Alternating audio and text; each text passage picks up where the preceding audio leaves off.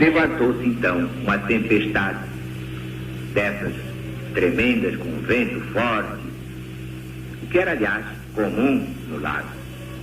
Quando estavam pelo meio, cerca de 5 quilômetros, o lago tinha 21 quilômetros de comprimento por 9, mais ou menos, de largura. Então Jesus lhes apareceu andando sobre as ondas. Imediatamente respondeu ao medo dos discípulos, dizendo: não temais, sou eu.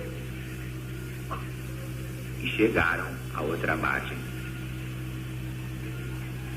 Claro que Jesus tinha poder de andar sobre as águas do mar. Como é que não? Dominava completamente a matéria, tornava a matéria mais densa, menos densa no seu corpo fluídico. Dominando a lei dos fluidos, dominava inteiramente o seu corpo material. Mas a multidão que ficou na outra margem não achou mais lá o Mestre Jesus. No outro dia de manhã, e saiu à sua procura atravessando o lago. E ao chegar, Jesus faz uma censura. Pode até parecer cruel. Quase me procurais, não é? Não porque vistes milagres, mas porque comestes dos pães e vos fartastes mesmo. Aproveitando a oportunidade, fez uma das grandes revelações a respeito de sua doutrina. Os homens deviam procurar não a comida que perece, mas a que traz a garantia da vida eterna, a vida futura. O povo perguntou o que havia de fazer para praticar a obra de Deus, entendendo perfeitamente que a comida a que Jesus se referia era a sua doutrina, era o seu evangelho, o evangelho de Deus. E ele mesmo explica: a obra de Deus é esta, que acrediteis naquele que ele enviou, o Cristo. Para se convencer, o povo pergunta com que milagre Jesus o provará. Citam o exemplo de Moisés. Por quê? Porque Moisés deu maná, o pão que caiu do céu, aos hebreus no deserto. O que é que Jesus lhes dava? Que fizesse a demonstração. Então Jesus começa explicando: não foi Moisés, mas Deus, o Pai que está no céu, isto é, em toda parte ao mesmo tempo, quem vos deu o maná. Porque somente Deus dá o verdadeiro pão que desce do céu ao mundo para lhe dar a vida. Então o povo reclama esse alimento. O que acontece? O próprio Jesus se apresenta como sendo ele mesmo o pão da vida, porque ele trouxe ao mundo as palavras, a doutrina de vida para alimentar a humanidade por todos os séculos. Declarou: eu sou o pão da vida.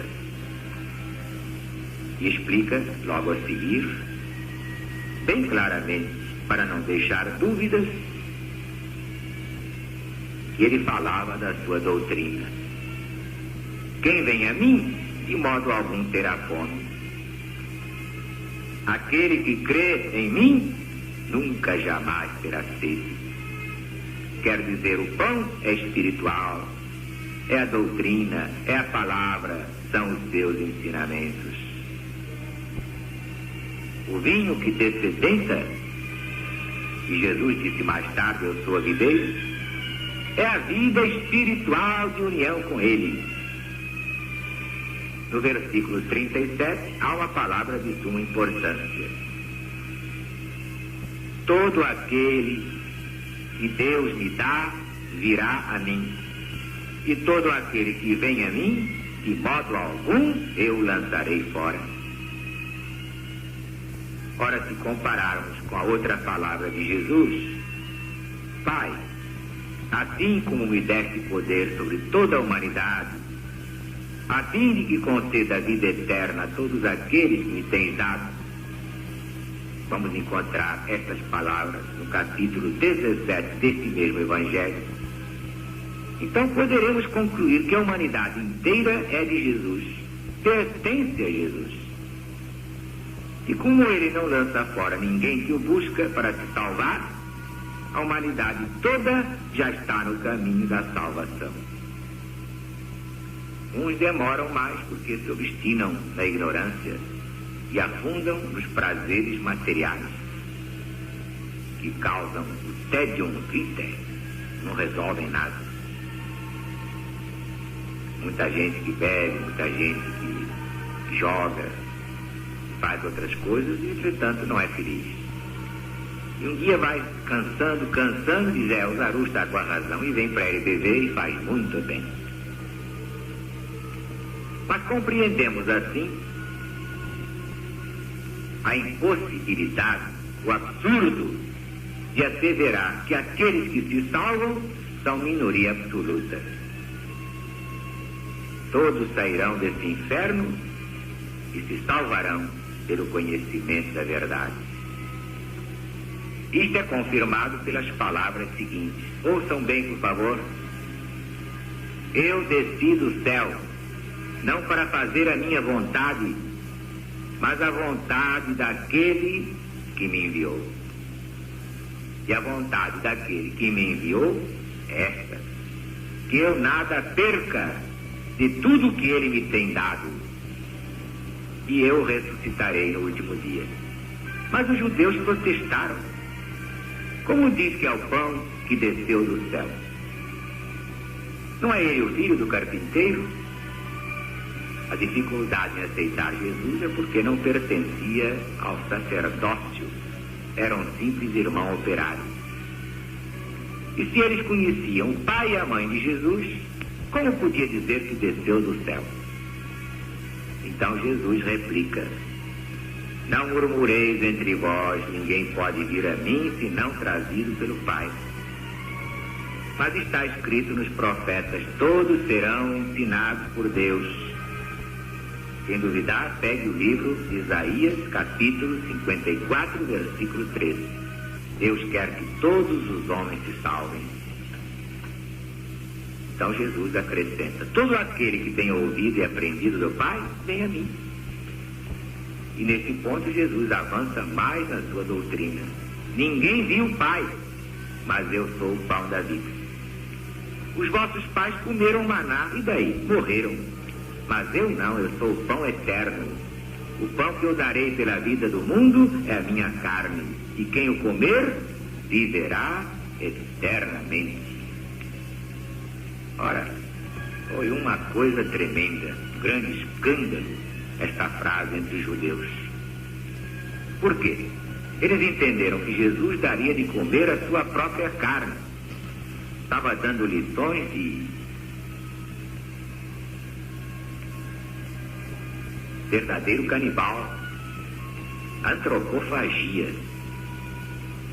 Então Jesus reafirma enfaticamente para a multidão que não podia penetrar o sentido espiritual do seu ensinamento.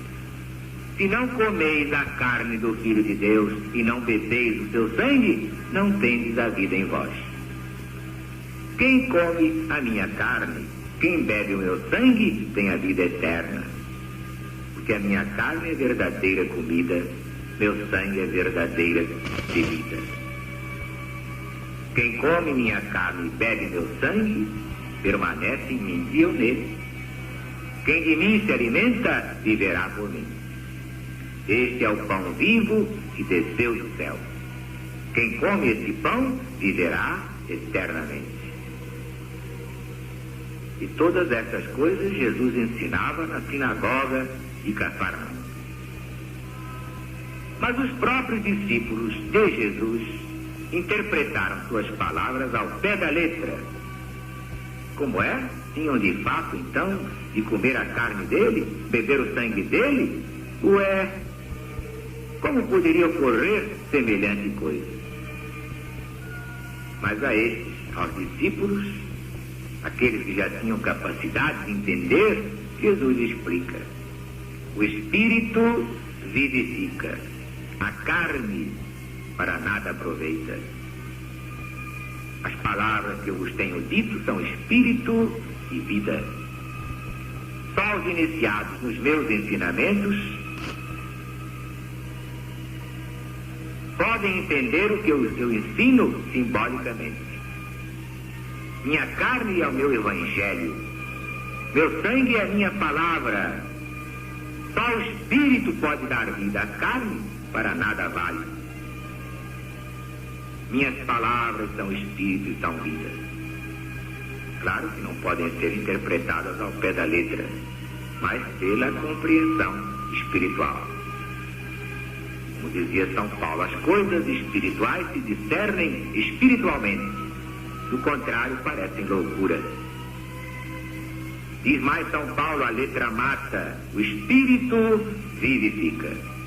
Como está na segunda epístola aos Coríntios, capítulo 3, versículo 6. O pão vivo que desceu do céu é a própria carne de Jesus para nos alimentar. São os seus ensinamentos de vida eterna. É a palavra de Deus, é a palavra de Jesus. Quem seguir esses ensinamentos se alimentará deles para todo sempre. Viverá deles, obedecendo a eles tão intimamente como se estivesse comendo a própria carne de Jesus, bebendo o sangue dele. E alguns discípulos não gostaram e ficaram achando que Jesus não estava muito normal, se afastaram dele. Não podiam admitir semelhante antropofagia e só compreendiam nesse sentido. E eram discípulos, hein? O que é que eu vou dizer? E quer que eu vou me queixar de gente que acha que eu fiz isto ou aquilo? Eu não faço nada que Jesus não manda. Eu tenho meus sinais, recebo os meus sinais nas minhas visões, nos meus sonhos, nas minhas intuições. Eu não tenho ideias próprias, nem quero ter vontades próprias. Eu só faço o que ele quiser, o que ele mandar. Quero ser apenas instrumento e nada mais. Confio é nele, exclusivamente nele. Nem em mim eu quero confiar. Faço de olhos fechados o que ele disser. Faça, eu faço.